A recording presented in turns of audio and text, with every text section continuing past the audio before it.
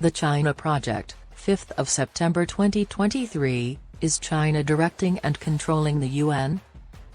China has been enticing smaller nations with debt traps and bribes to cast their votes in its favor. Taiwan has one of the most widely recognized passports in the world, granting its people admission without a visa or upon arrival in 145 countries, more than twice as many as the 71 nations that Chinese passport holders can enter, despite their country being in diplomatic limbo. However, the United Nations, where the 78th session of the General Assembly is being held today, is one prominent location that does not recognize Taiwanese passports. Taiwan is not a member of the UN, which, despite its pretense of being an impartial global organization, submits to Beijing when it comes to Taiwan's involvement in the worldwide organization and its specialized agencies, which include, among others, the World Health Organization, the International Civil Aviation Organization, and UNESCO. Any independent nation would be mistreated under the UN's fundamental principles. Aside from China's claims, Taiwan seems to be a sovereign nation with its own military, currency, and customs system and democratically elected government. Beyond keeping Taiwan's 23 million-plus citizens out of the international community, China's UN isolation of its democratic neighbor and its concomitant aspiration to annex the island nation have global repercussions. This fact is increasingly being discussed in the discourse on China throughout Asia and Europe. As a result of China's growing willingness to use its diplomatic and military clout, the Indo-Pacific region is on edge, and nations like Japan, Australia, and the Philippines are working together more than ever to prepare for a Chinese attack on Taiwan. Politicians from the four countries are making increasingly frequent unofficial visits in tandem with this planning. A bipartisan delegation of Australian parliamentarians is anticipated later this month. In the last 3 years, much of Central and Eastern Europe has shifted toward Taiwan on the other side of the Eurasian continent. This movement has been hastened by Russia, China's all-weather ally, invading Ukraine in February 2022. Member states of the European Union have become so adept at using parliaments for diplomatic purposes that there is nearly always a delegation in Taipei or traveling there. Even the British government, which was declaring that its relations with China were entering a golden era only 8 years ago, is now taking a fresh look at Taiwan. The House of Commons' powerful Foreign Affairs Committee announced in a new report released on August 30 that Taiwan is already an independent country, under the name Republic of China. The report stated that Taiwan possesses all the qualifications for statehood, including a permanent population, a defined territory, a government, and the capacity to enter into relations with other states. It only lacks greater international recognition. Without China's approval, Taiwan has very little chance of being permitted to join the UN system shortly. However, as democracies become aware of China's threat to their political systems, a problem Taiwan has been coping with for decades, their support for Taiwan grows. One of the most blatant examples of China's increasing power at the UN is the country's persistent exclusion of Taiwan. Should Beijing decide to start a war across the strait, that influence might help contain geopolitical damage. UN on the defensive. Taiwan's government is once again pressing the UN to acknowledge its right to participate in the global body, even if only as an observer, in what has become an annual ritual. Foreign Minister Joseph Wu Zhaoxi, told the China Project that Taiwan's exclusion is a blatant violation of the UN Charter and its principles of universality and leaving no one behind. We will keep advocating for meaningful engagement in the UN system because of this. With the prospect of a Chinese-instigated invasion war looming, Taiwan's expulsion from the UN underscores the organization's contradiction concerning its fundamental ideals. The UN Charter forbids the threat or use of force in international relations, while Article 1 upholds the principle of equal rights and self-determination of peoples. The UN's decision to forbid Taiwanese officials, citizens, and even journalists from entering its facilities at Beijing's request is under more scrutiny. This trend is expected to continue as China's government becomes more aggressive toward the democratic neighbor it has never ruled but claims as its territory. Journalists and Secretary General Antonio Guterres's spokesperson, Stéphane Dujarric, had a conversation at UN headquarters in New York earlier this year that highlighted how much more attention is being paid to Taiwan's status, or lack thereof, in the UN and the organization's inability to explain why it handles Taiwan in this manner satisfactorily. When Taiwan's president, Tsai Ing-wen, was getting ready to leave for Central America on March 27, Irish journalist Yvonne Murray of RTE News, who was once a Beijing correspondent, asked the spokesman a straightforward question. Another reporter picked up Murray's line of inquiry, pointing out that Taiwanese media were previously granted access to the UN building. Dujarric said that he would investigate after stating that he was unaware of the date and method of the adjustment. The journalist exerted pressure on the UN representative, pointing out that although Kosovo is not a member state, its representatives are entitled to enter UN buildings and brief the Security Council. "I mean, it seems to me that all of these people are citizens of the world," the reporter remarked, following Dujarric's irritated response that he'd check on that as well, and would not have assumed that the Secretary General intended to engage in discriminatory practices. After reading the Taiwan thread, the spokesman called on another journalist and said, "For the UN, is Taiwan part of China or not? The General Assembly resolution guides our stance on China passed in 1972 or 1973 on the One China policy," Dujarric retorted. Célia de Lavarine, a French reporter, asked the last question of the briefing. She related how attempts had been made to allow Taiwanese journalists into the building years before, but China had refused their requests. "I want to know," she continued, "is China ruling the UN?" Dujarric dismissed the query as one of the most ridiculous questions I've heard today and stopped the briefing without responding.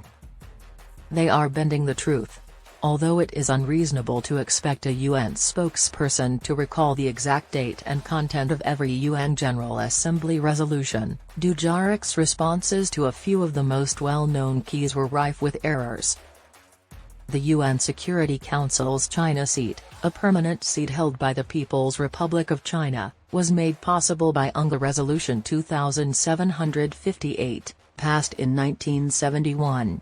The PRC took the place of the Republic of China, which had initially ratified the UN Charter in 1945 but had fled to Taiwan in 1948 to 1949 to avoid being destroyed by the Communist Revolution headed by Mao Zedong's. In contrast to Dujarric's claim, the phrase One China policy is not referenced anywhere in the resolution. More significantly, Taiwan is not mentioned at all in the solution.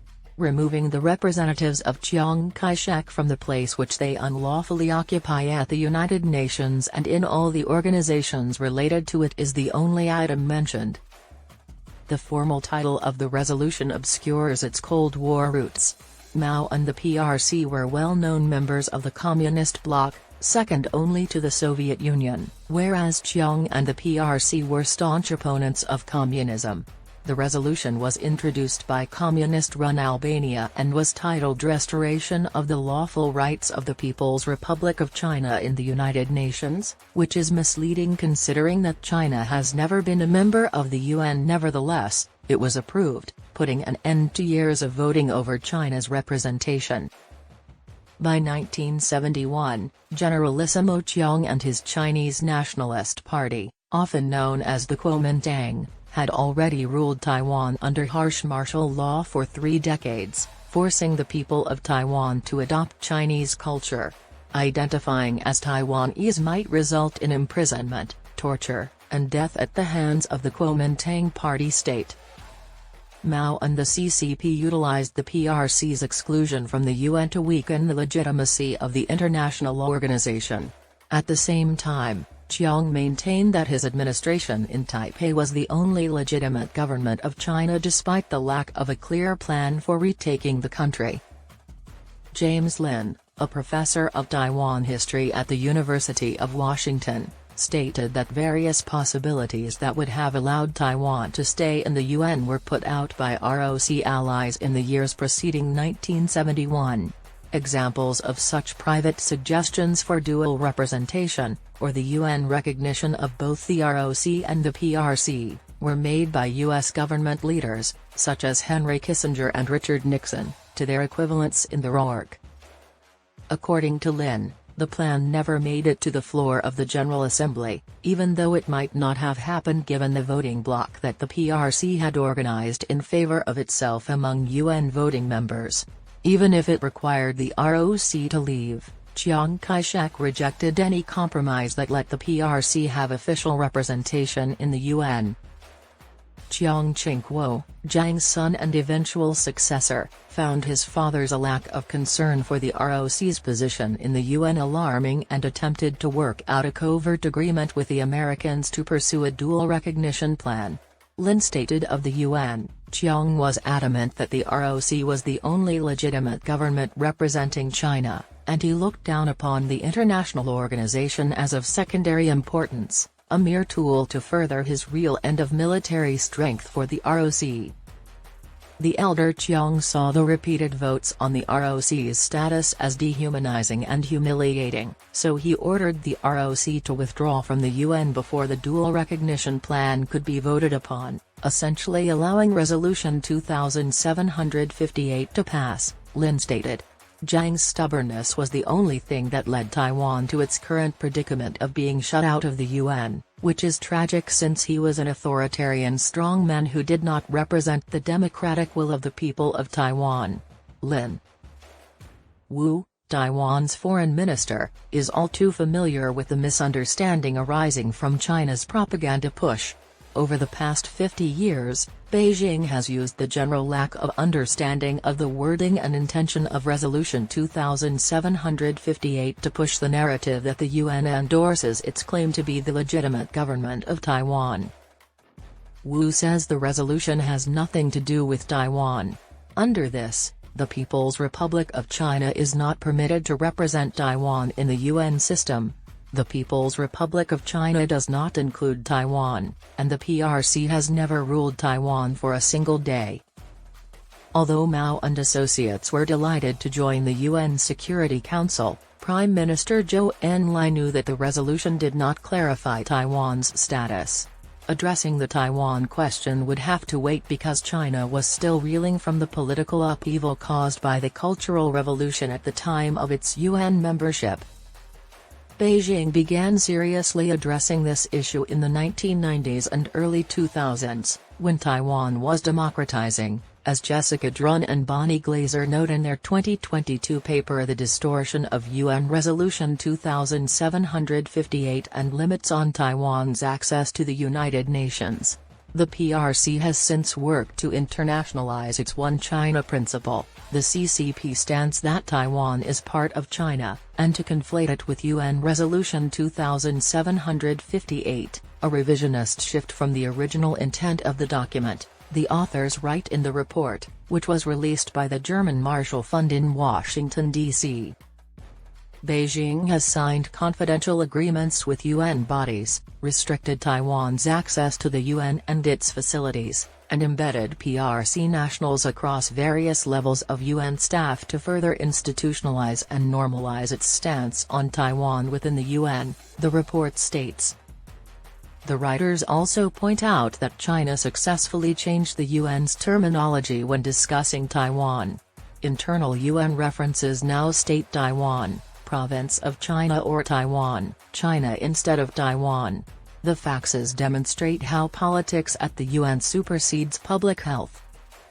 China's repression of Taiwan through the World Health Organization, a UN specialized body, has become a significant front in the conflict. China signed a Memorandum of Understanding with the WHO Secretariat in 2005 that regulated Taiwan-related matters. Following her tenure as Assistant Director General, Margaret Chan, a well-known figure for her mishandling of the response to the 2002–2003 SARS outbreak, was appointed WHO Director General the following year. Beijing reacted favorably to Taiwan's election of the China-friendly KMT President Ma Ying-jeou in 2008, renouncing its opposition to Taiwan's attendance at the World Health Assembly. This WHO annual conference sets global health policy. Though their relationship was previously tense, the KMT and the Communist Party have comparable Leninist and Han ethno-nationalist foundations, and both were concerned about the emergence of Taiwanese identity in the democratic era. However, that participation was restricted to observer status. Documents that the China Project was able to get shed light on Beijing and the UN's power dynamics after 2005. Taiwan's participation in the WHO requires Beijing's approval, which depends entirely on politics, as evidenced by two faxes that China's permanent office in Geneva addressed to the Office of the UN High Commissioner for Human Rights. The first fax, issued on May 19, 2016, during the final year of Ma's administration, presents China as kind and kind, allowing Taiwan to maintain its observer status for a further year. This generosity is predicated on suppressing Taiwanese self-determination, as stated in the following paragraph. Since 2009, the Taiwan province of China has participated in the annual World Health Assembly as an observer, under a unique arrangement based on the One China principle. This exceptional arrangement, a gesture of goodwill, shows the Chinese government's genuine desire to uphold the peaceful and easy development of relations across the Taiwan Straits and enhance the public health of our Taiwanese counterparts. When Tsai took office the next day and began her first term, the atmosphere in Beijing worsened. Days later, Taiwan took part in the World Health Assembly. In her inaugural speech as president, she emphasized that she was elected by her fellow citizens to protect Taiwan's sovereignty and appealed for peace across the strait and ongoing discussions between the two sides. Since then, it has been unable to do so. On May 10, 2017, the Chinese embassy in Geneva sent a fax to the UN making it clear that Taiwan would be barred from the WHO due to political considerations in response to Tsai's reluctance to cede her sovereignty. More nations standing up for Taiwan. The governments of the People's Republic of China in Beijing and the People's Republic of China in Taipei both reject formal diplomatic ties with any nation that recognizes the government across the strait. As a result, not even the United States, which severed its ties with Taiwan in 1979, acknowledges the administration in Taipei. Nowadays, the Holy See and just 12 nations maintain formal diplomatic connections with the Republic of China, all but the Vatican advocate for Taiwan's interests at UNGA sessions. Glazer told the China Project that while the United States and other democratic nations do not formally recognize Taiwan's statehood, this does not always entail that supporting Taiwan's substantial engagement with the UN means opposing the country's lack of relations. The speaker stated there would be a contradiction if the United States supported Taiwan's UN membership as a sovereign state. The spokesperson continued that there is no legal justification for prohibiting Taiwan from participating in the UN and its specialized agencies. However, U.S. policy is clear: it supports meaningful participation for Taiwan in international organizations that require sovereignty for membership. UNGA Resolution 2758 remained silent on that matter, given that Beijing permitted Taiwan to participate as an observer in the WHO. I would contend that Beijing also shares that opinion. In light of this, the Tsai government has been attempting to expand its worldwide support base. Tsai and Foreign Minister Wu have met with several foreign delegations visiting Taipei. Since 2020, when China's response to the epidemic damaged its reputation and a worldwide semiconductor scarcity made many capitals aware of Taiwan's near monopoly on high-end chips, the number of tourists has significantly increased. The unofficial diplomatic missions of the United States, Japan, Germany, the United Kingdom, Australia, Canada, Czech Republic, and Lithuania in Taipei released a statement together in May of this year advocating for Taiwan's meaningful engagement with the World Health Organization and its membership as an observer. Although neither was accepted, the number of nations endorsing this yearly declaration has steadily risen. Thanks to China's pressure, the UN continues to misinterpret and misrepresent UNGA Resolution 2758 and deny Taiwan and its 23 million people the legitimate right to contribute to human welfare. We are pleased to see that more and more countries understand what Taiwan has to offer and are willing to support Taiwan by urging the UN to include Taiwan and grant its people and journalists access to the UN premises, Taiwan's Foreign Minister Wu stated. Not everything about Taiwanese people seems to be undesirable, even though they are still excluded from the UN system. The WHO recently announced that it had signed a licensing agreement with Beijing Vaccine Biologics, a Taiwanese company, for its COVID-19 vaccine, highlighting the country's thriving biomedical industry. What surprised no one was that the word Taiwan was omitted from the press release.